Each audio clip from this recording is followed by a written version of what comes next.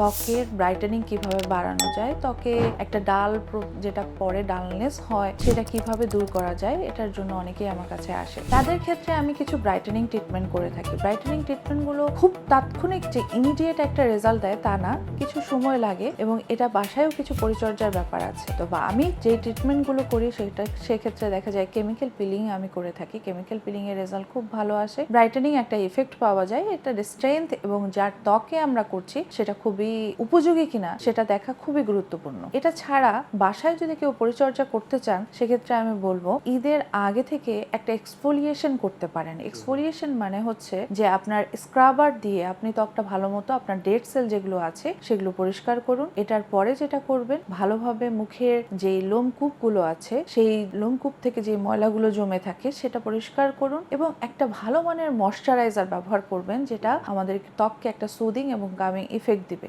এছাড়া ত্বক অনুযায়ী কিছু সিরাম দেওয়া হয়। ব্রাইটেনিং সিরামের জন্য আমরা গ্লাইকোলিক সিরামটার কথা বলে থাকি, প্লাস হচ্ছে অ্যাজলিক সিরামের কথা বলে থাকি। এগুলো ত্বক উজ্জ্বল করতে ব্যবহার করা হয়, কিন্তু অবশ্যই ভুলবেন না সানস্ক্রিন ব্যবহার করতে, কারণ এগুলো ব্যবহার করলে অবশ্যই সানস্ক্রিন অ্যাপ্লাই করতে হবে এভরি 2 আওয়ার্স।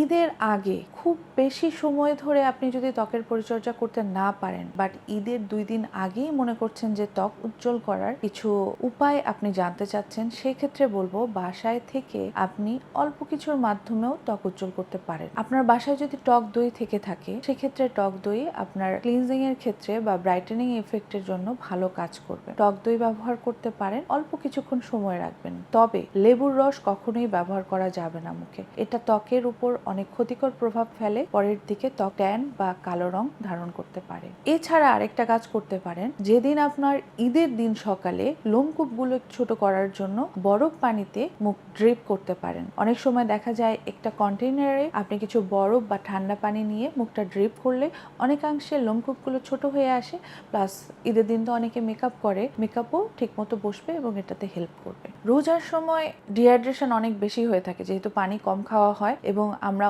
অন্য সব সময় যে পরিমাণ পানি খাই সেক্ষেত্রে রোজার সময় কিন্তু ওয়াটার ইনটেক অনেক কম হয়ে থাকে। এক্ষেত্রে যাদের ব্রণ আছে ব্রণ অনেক মাত্রায় বেড়ে যায়, প্লাস ত্বকের মধ্যে যেই ফাইন রিঙ্কেলস বা ভাঁজগুলো সেগুলো অনেক দৃঢ় হয়ে যায় এবং ভাঁজগুলো কিন্তু প্রকাশ পায়, প্লাস ডালনেসও আসতে শুরু করে। তো আমি বলবো পানি আমরা যেই সময়টুকু পাচ্ছি এই সময়টুকুতে পানি পর্যাপ্ত পরিমাণে পান করতে হবে। মিনিমাম তার ওজন প্লাস হাইট অনুযায়ী একটা পানির অ্যামাউন্ট আছে ওয়াটার ইনটেকের, সেই অনুযায়ী পানি পান করাটা খুবই প্রয়োজন। ডিহাইড্রেশন যাদের হয়েই যাচ্ছে বা যারা আপনারা দেখতে পাচ্ছেন যে ব্রণ অনেক মাত্রায় বেড়ে যাচ্ছে, সেক্ষেত্রে আমি বলবো এমন খাবারগুলো আপনার খান যেটাতে আপনার হাইড্রেশন মেনটেন হবে। পানি অবশ্যই খাবেন, এটার পাশাপাশি ফ্রুটস কন্টিনিউ করেন, ফ্রুটস খেতে পারেন, যেমন ওয়াটারমেলন খেলে আপনার অনেক ক্ষেত্রে দেখা যাবে যে ডিহাইড্রেশনটা কেটে যাবে। ফ্রুটস খেতে পারেন বা ওয়াটারমেলন আপনার খাবারে অ্যাড করতে পারেন। এছাড়া আপনি দৈনিক 2 থেকে 3 লিটার পানি পর্যাপ্ত পরিমাণে পান করবেন। সবসময় তো মেয়েদের কথা বলেই থাকি যে মেয়েরা কিভাবে স্কিন প্রিপেয়ার করবে বা ঈদের আগে, আমি এটা